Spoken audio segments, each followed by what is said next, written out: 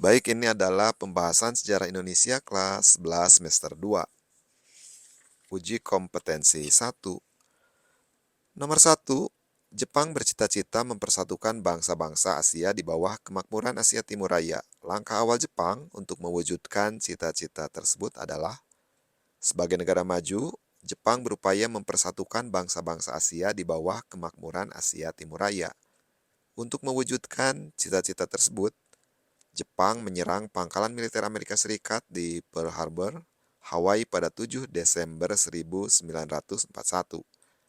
Beberapa saat setelah serangan tersebut, Amerika Serikat menyatakan perang terhadap Jepang. Nomor 2, American, British, Dutch, Australian Command (ABDACOM) atau ABDACOM resmi dibentuk pada 15 Januari 1942 oleh negara-negara sekutu yang terdiri atas Amerika Serikat, Belanda, Inggris, dan Australia. Tujuan pembentukan ABDACOM adalah: American, British, Dutch, Australian Command atau ABDACOM dibentuk oleh Belanda beserta Amerika Serikat, Inggris, dan Australia. Negara-negara tersebut membentuk ABDACOM untuk membendung kekuatan militer Jepang yang ingin menduduki negara-negara di kawasan Asia Pasifik yang berada di bawah kekuasaan sekutu. Selain itu, ambisi Jepang yang berupaya menghancurkan sekutu menjadi faktor utama pembentukan ABDACOM.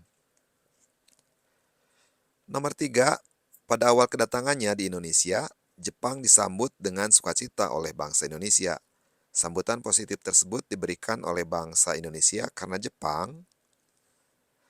pada awal kedatangannya, Jepang disambut dengan penuh sukacita oleh bangsa Indonesia. Sambutan positif bangsa Indonesia tersebut dimanfaatkan dengan baik oleh Jepang. Jepang menegaskan mereka adalah saudara tua bangsa Indonesia. Sebagai saudara tua, sudah selayaknya Jepang membawa kemakmuran dan kesejahteraan bagi bangsa Indonesia. Jepang juga mempropagandakan bahwa kedatangannya di Indonesia bertujuan untuk membebaskan bangsa Indonesia dari cengkraman penjajahan bangsa-bangsa Barat, terutama Belanda.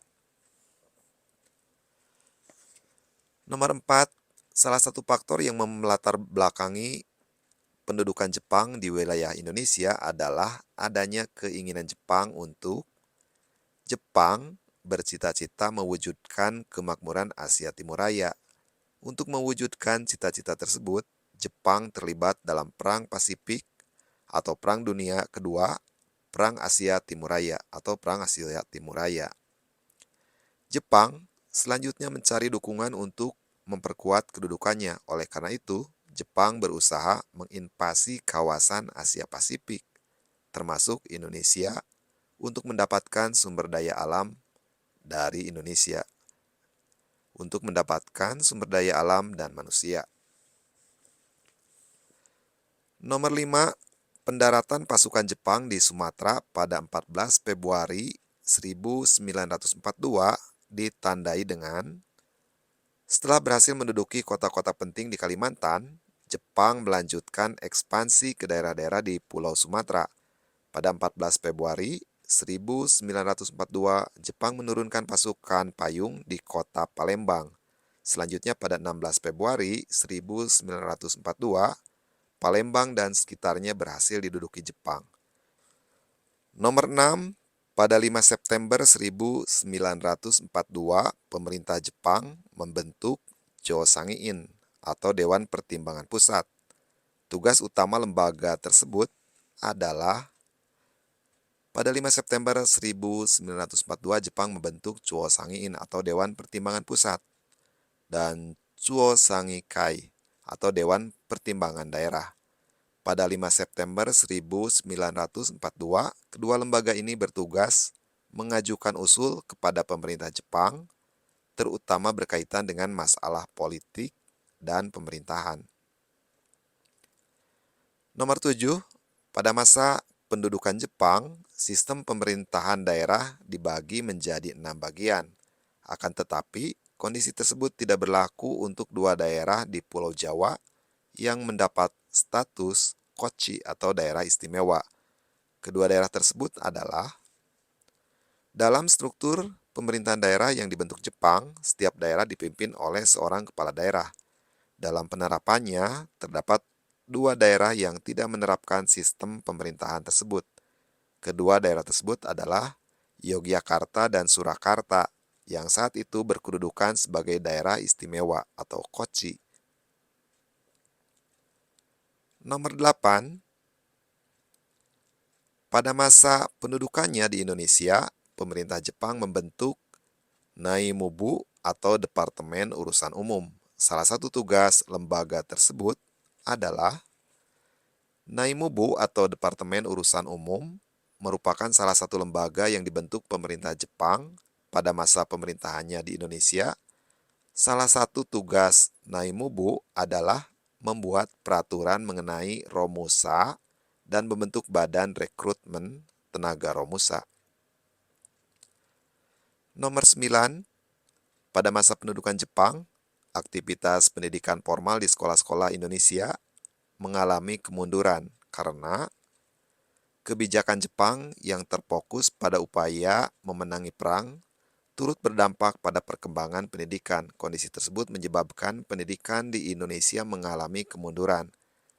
Kemunduran di bidang pendidikan pada masa pendudukan Jepang tampak pada menurunnya jumlah murid di sekolah. Selain jumlah murid, kemunduran pendidikan pada masa pendudukan Jepang disebabkan oleh berkurangnya jumlah guru.